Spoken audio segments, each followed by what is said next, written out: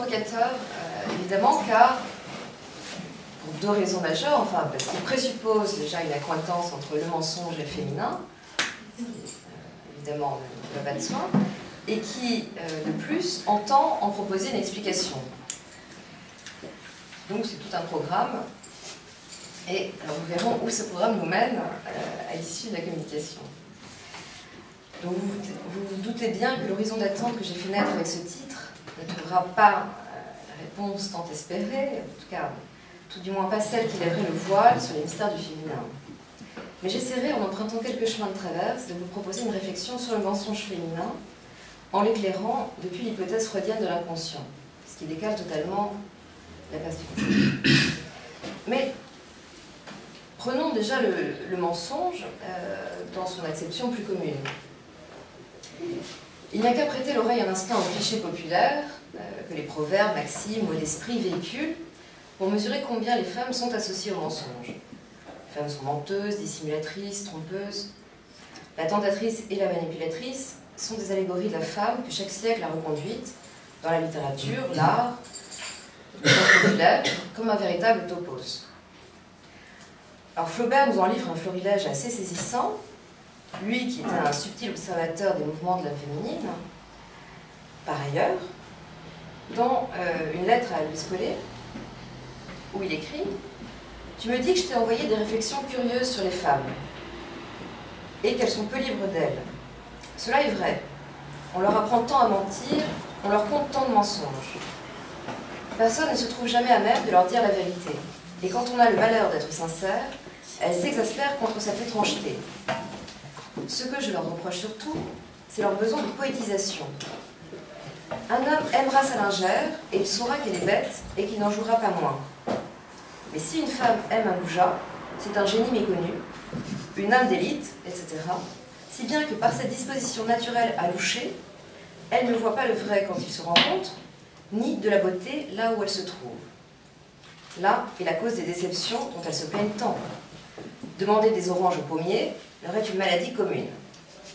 Elles ne sont pas franches avec elles-mêmes, elles ne s'avouent pas leur sens. Enfin, elles prennent leur cul pour leur cœur et croient que la lune est faite pour éclairer leur boudoir. Donc voilà, c'est le grand Flaubert qui écrit ça, donc elle est collée. Même, j'étais assez saisie enfin, voilà, de tomber sur ces passages-là de la correspondance. Donc, ça véhicule, là, ça épingle en tout cas tous les clichés en quelques phrases qui participent disons de la culture populaire qui se transmet de siècle en siècle. Alors l'étymologie nous apprend que le substantif, ce substantif de mensonge, donc qui est issu du bas latin mensio, était tout d'abord et jusqu'au XVIe siècle féminin. Et qu'ensuite, ça n'est que sous l'influence du mot songe. Alors ça c'est c'est Alain Rey qui propose ça, mais je trouve ça assez intéressant. Donc ce n'est que sous l'influence du mot songe, avec le mensonge, avec lequel le mensonge est lié dès le XIIe siècle, que le mensonge change de genre.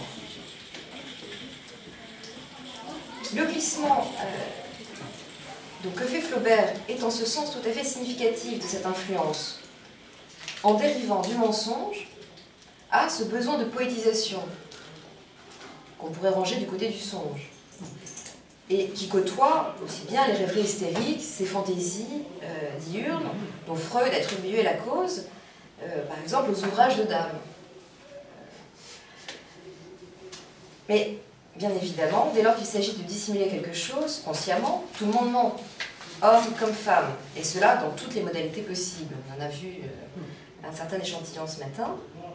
Ce mensonge-là, celui qui se fait sciemment, est donc en partage.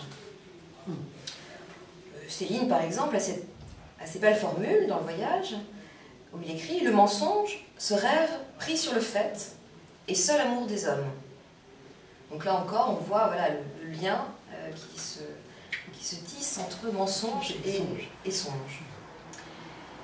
Alors d'autres, avec plus d'humour, comme Nancy Houston, dans L'Instrument des ténèbres, retournent le cliché, le reprennent en se l'appropriant. Elle écrit ainsi « Personnellement, je ne fais aucune confiance à la vérité. Il n'y a que les mensonges qui m'intéressent. les miens en particulier. Même enfant, j'aimais mentir. Et depuis que j'écris, le mensonge est devenu ma passion dominante. Donc sur cette question du mensonge pris comme acte délibéré, tromperie, fiction, imagination ou rêverie, on le voit, nul n'est besoin de distinguer les hommes des femmes. Y introduire une sexuation reviendrait à affirmer une nature, un être, que les gender studies ont depuis longtemps déconstruite. Mais l'hypothèse freudienne permet de déplacer cette question dans le champ de l'inconscient, et j'espère parvenir à vous indiquer de quelle façon ce titre, Pourquoi les femmes mentent-elles, retrouve une pertinence qui s'écarte du phallocentrisme séculaire dont j'ai esquissé quelques figures jusqu'ici. Poser l'existence d'un mensonge inconscient soulève un certain nombre de questions. Est-ce toujours d'un mensonge qu'il s'agit ainsi? Si la vérité est ignorée, peut-on parler encore de mensonge? C'est un peu les questions que tu as soulevées tout à l'heure. Hein, c'est que le statut, justement, se modifie en fonction du rapport à la vérité et au savoir. C'est-à-dire qu'on parlait de l'insu tout à l'heure. Si c'est insu, dans quelle mesure est-ce qu'on peut lui prêter le pouvoir du sujet, enfin la subjectivation, donc l'acte, disons, volontaire. Comment s'articule alors le mensonge et la vérité? Peut-on tromper innocemment, comme le postule Rousseau, dans la 4e promenade? La dénégation serait-elle une modalité inconsciente du mensonge? Donc le rapport d'opposition qui existe couramment entre mensonge et vérité se voit dans l'inconscient réduit à une équivalence, puisqu'en effet, la vérité inconsciente ne peut se dire qu'à travers une fiction.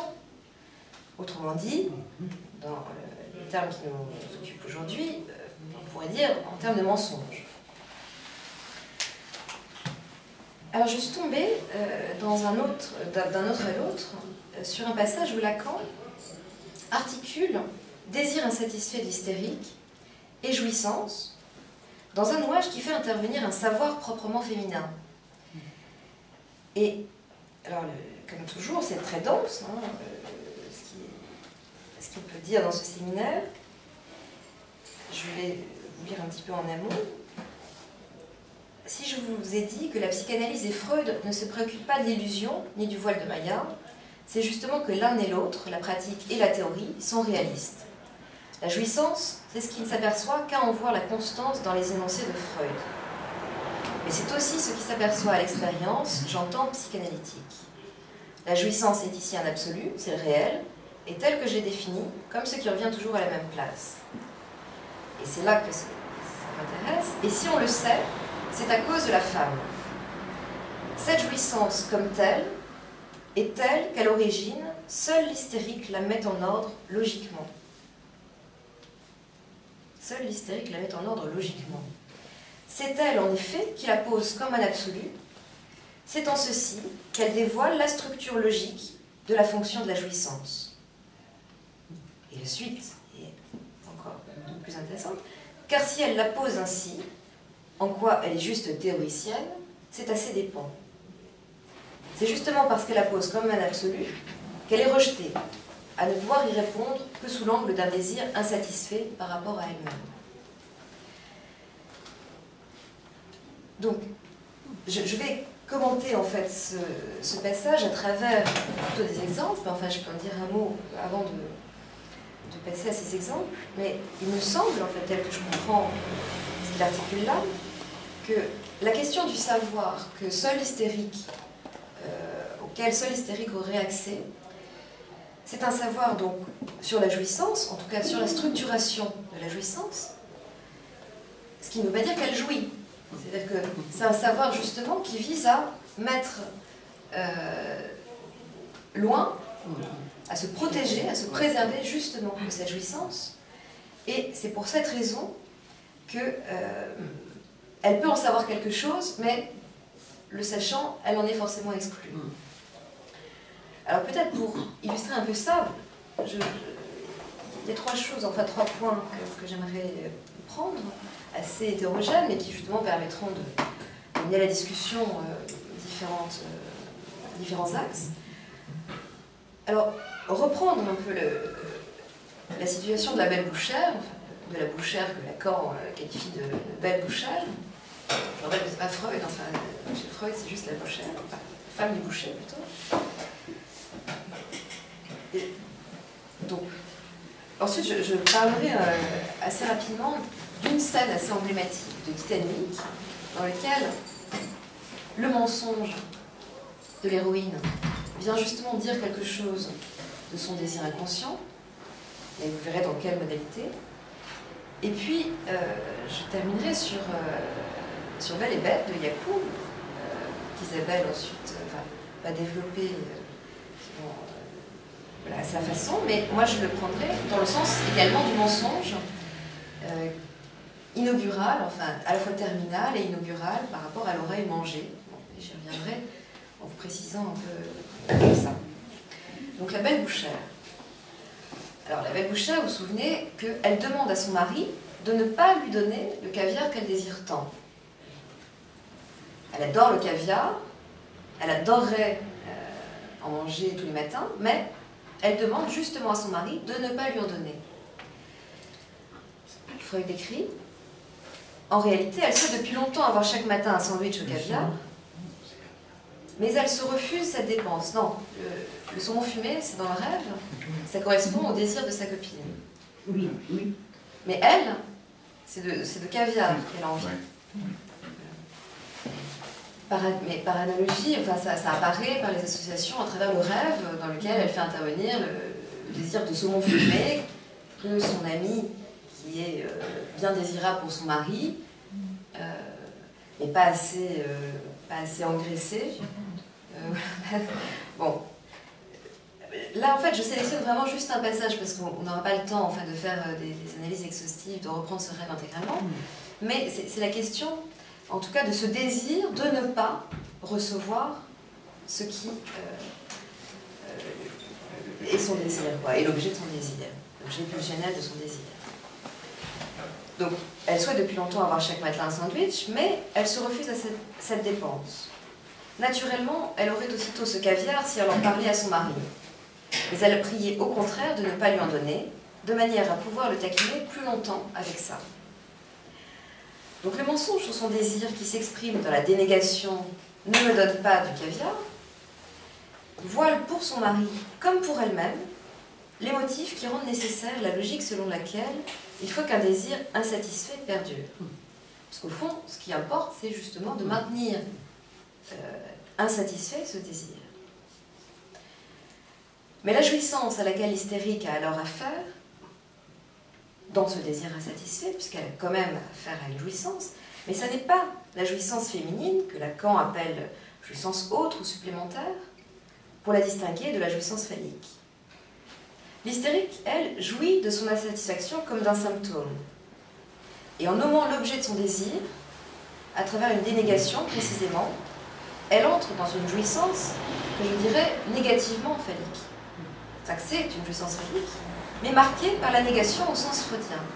Et je vous rappelle ce que Freud écrit dans ce texte si lumineux sur la négation.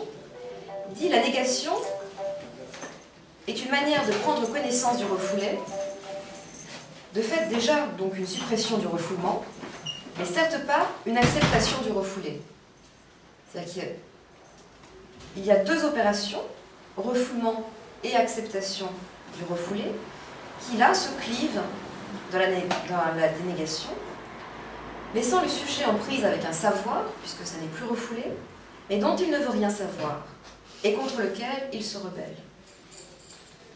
La belle bouchère se fait alors donc théoricienne des logiques désirantes, mais ce sera à ses dépens, puisque la non-acceptation de ce savoir l'exclut de fait. Donc, c'est voilà, pour introduire un petit peu cette idée de cette articulation entre ce savoir-là qui serait vraiment du côté féminin et qui donc n'a plus rien à voir avec la question du cliché homme ou femme, mais qui commence à accrocher la dénégation donc, à un savoir proprement féminin, et donc que le mensonge à ce moment-là serait à prendre comme un mensonge au féminin. Alors, pour éclairer ça d'une autre façon, donc vous avez sans doute tous vu le film Titanic de James Cameron, où il y a des années, mais enfin, Alors je vais m'appuyer sur une analyse qui était extrêmement pertinente de Gerwig Katzarov, qui était parue dans un numéro des Cahiers du cinéma en 2000, il y a quelques années. J'ai plus la référence là, 1936. Voilà, qui fait une analyse très fine de la scène quasi inaugurale du film, dans laquelle Rose, l'héroïne, tente de se suicider. Donc ce moment où elle escalade la rambarde à l'arrière du bateau. Alors je vous rappelle, c'était une jeune femme donc promise à un homme de son extraction qu'elle n'aime pas. Le mariage est prévu par la famille et doit avoir lieu à l'issue de la traversée. Et elle ne supporte pas l'idée d'avoir à se marier avec cet homme. S'il y a bien une personne sur ce bateau qui peut souhaiter son naufrage, c'est elle. Vous verrez comment le naufrage du Titanic vient tout à fait en écho avec son désir là de suicide. Et d'ailleurs, couler un bateau en entier, pour sa logique hystérique, ne serait après tout qu'un moyen de faire cesser ce fracas intérieur qui n'en finit pas de la faire souffrir. Donc, elle n'est pas avare de moyens. Voilà, elle passe après. Voilà, tant que ça cesse, pourquoi pas. Et alors, c'est là qu'intervient le jeune et modeste Jack Dawson, qui l'aperçoit accrochée à la balustrade, et qui, de façon très subtile, parvient à la ramener sur le pont. Non sans que, alors qu'elle vient de décider de ne pas se jeter, quand elle décide donc de revenir sur le pont, c'est à ce moment-là qu'elle glisse et qu'elle manque vraiment de tomber, et qu'il est obligé de la rattraper physiquement, de la tenir physiquement. Et alors ce qui est intéressant pour notre propos, c'est le mensonge qu'elle va donner aux personnes présentes sur le pont. Parce qu'évidemment, dans la chute, dans la glissade qu'elle a faite, elle a crié, et donc ça a ameuté quelques personnes autour. Et donc, voici le dialogue dans lequel Rose explique, devant quelques hommes qui sont attroupés. Elle dit « I was leaning over », je me penchais, « and I slept », et j'ai glissé. « And Mr. Dawson, here, saved me ». M. Dawson m'a sauvé. « And the reason why I was leaning over is because I wanted to see », et là, la parole s'arrête. La raison pour laquelle je me penchais, c'est parce que je voulais voir, et l'objet, à ce moment-là, de la pulsion scopique, enfin, est quelque chose qui ne vient pas dans sa bouche. Et c'est quelqu'un dans l'assemblée qui termine sa phrase en disant « the propellers », les hélices du bateau. Donc l'objet vient de quelqu'un d'autre. Le mensonge, en quelque sorte, est complété par l'autre. Et alors, si incongru que cette explication puisse être, ça passe. Puisque les tiers, sauf un seul, voilà, trouvent ça plausible.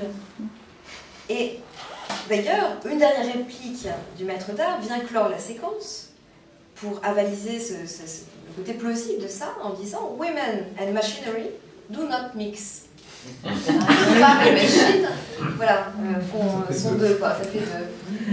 Donc, alors, voilà, bon, c'est remarquablement écrit, hein, cette scène. Alors, le mensonge, justement, sur le désir de mort, à ce moment-là, scelle un secret entre les deux protagonistes, qui se fait promesse amoureuse. Et quant au désir de voir les hélices, ça donne une forme verbale à ce qui se produit précisément aux trois quarts du film, lorsque, coulant la proue en avant, le navire s'érige et exhibe hors de l'eau ses puissants propulseurs, pathétiques, inutiles et sublimes à la fois. C'est-à-dire que tout à coup, cet objet, voilà, qui était ce qu'elle veut voir, apparaît, mais dans son inanité. Voilà. Donc, ça, disons que cette petite vignette, enfin, autour de Titanic, qui essaie de prendre en écharpe quelque chose du mensonge, parce que finalement, quand quand elle dit, voilà, je me branchais parce que je voulais voir les hélices, son désir inconscient, qui est de se... oui, enfin, qui n'est pas que inconscient d'ailleurs, mais en tout cas qui est menti, on pourrait dire, un désir menti, eh bien, se signifie tout aussi bien dans celui-là, dans ce nouveau mensonge. C'est-à-dire qu'elle veut voir quelque chose qui... qu'on ne peut voir sans couler le bateau. Qu'on ne peut voir, voilà, que si le bateau coule. C'est au prix de ce naufrage-là. C'est ça. Au prix Qui est son d'embarquer, désir inconscient. voilà, au prix que tout disparaisse. Et ça, c'est son désir inconscient, qu'elle ne peut pas, dont elle peut voir uniquement, consciemment, peut-être la dimension du suicide, donc touchant à sa personne, et pas finalement la dimension meurtrière, enfin, où il faudrait éliminer totalement l'autre, pour que l'autre ne soit plus celui qui pourrait la mettre en esclavage, enfin, parce que c'est un peu comme ça qu'elle perçoit cette alliance. Alors, enfin, troisième mensonge, là que je prends à la littérature, donc dans Belle et Bête de Marcella Yacoub.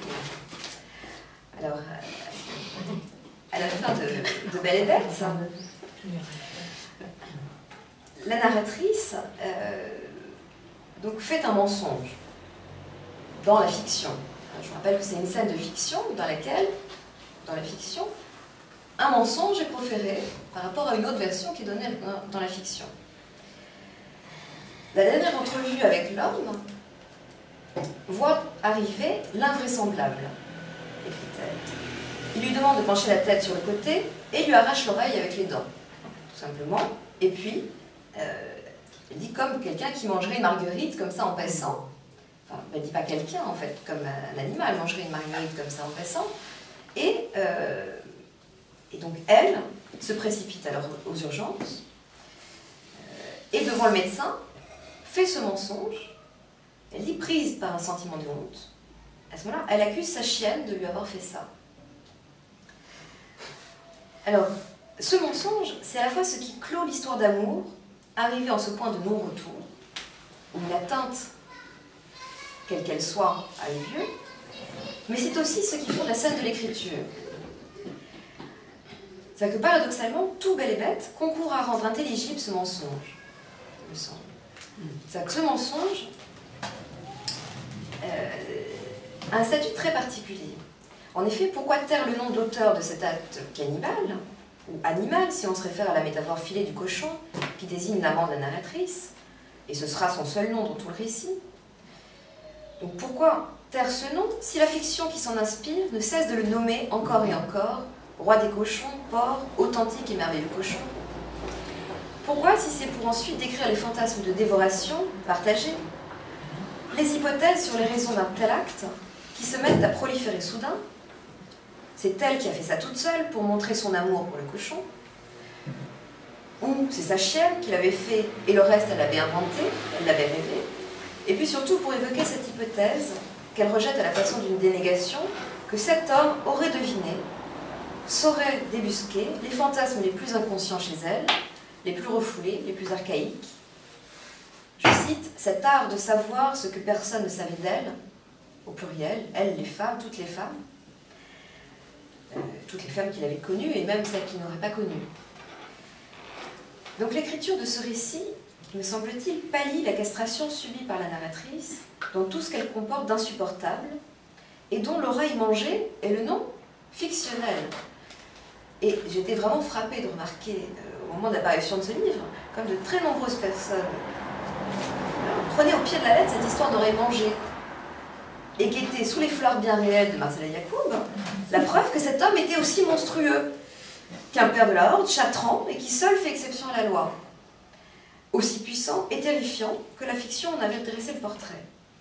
Et ça, y compris, enfin voilà, vraiment, j'ai constaté ça chez des gens tout à fait lettrés et qui, comment dire, ce texte est présenté sous un régime de fiction. Bon, peut-être, voilà.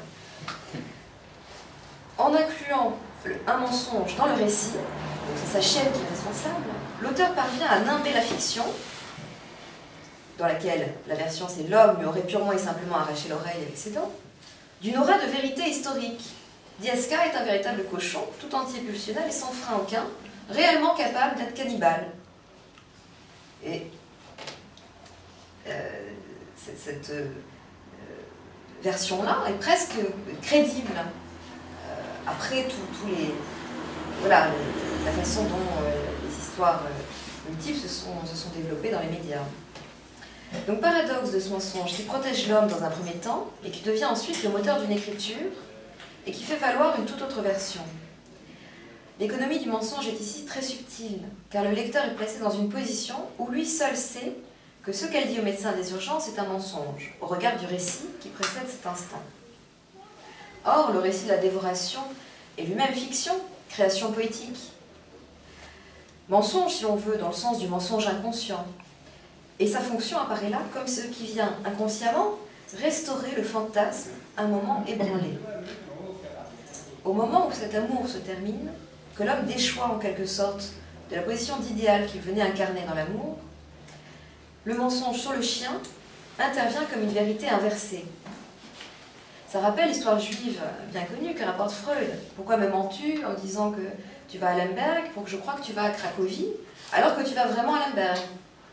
C'est-à-dire que là, la double stratification de mensonge accrédite rétrospectivement la fiction comme une vérité par rapport au mensonge qui était posé dans la fiction.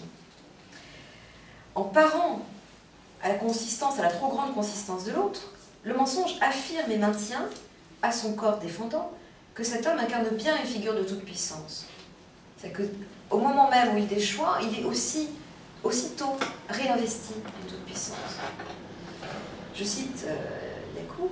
« Lorsque je me suis réveillée, j'ai su qu'en m'arrachant l'oreille, le cochon avait ouvert un abîme. Il m'avait mise devant l'horreur de mon propre désir. Il avait tué mon amour, certes, mais cet amour n'était-il pas le masque socialement acceptable que j'avais trouvé pour acheter mes pulsions dégoûtantes? Cette perversion consistant à être transformée en un sashimi, en une brochette, en des rillettes, et d'en jouir. » On voit ici la fonction de voile du mensonge hystérique. Le dégoût vient en souligner la nature, devant un savoir sur la jouissance. Un savoir large sur les fantasmes archaïques qui pourraient l'habiter. L'amour vient, au même titre que le mensonge, lui aussi, opérer cette soustraction de savoir insupportable, savoir sur la structure logique de la fonction de la jouissance, comme le soulignait Lacan dans le passage cité tout à l'heure. En conclusion, je vous laisserai méditer sur cette citation de Lacan dans son commentaire du banquet, où il dit « Peut-être arriverons-nous à voir pointer la notion, après tout, que seuls les menteurs peuvent répondre dignement à l'amour. » C'est dans le transfert. Il y a bien en effet une accointance particulière entre les femmes et le mensonge, et les clichés populaires l'indiquent assez. Mais ce n'est pas tant au titre d'une essence féminine, fondamentalement trompeuse, qu'en raison des modalités de jouissance spécifiquement féminines, que les femmes ne sont pas sans savoir. Alors en fin de compte, pourquoi les femmes mentent-elles? Eh bien peut-être parce qu'il faut bien que quelqu'un se dévoue pour dire la vérité.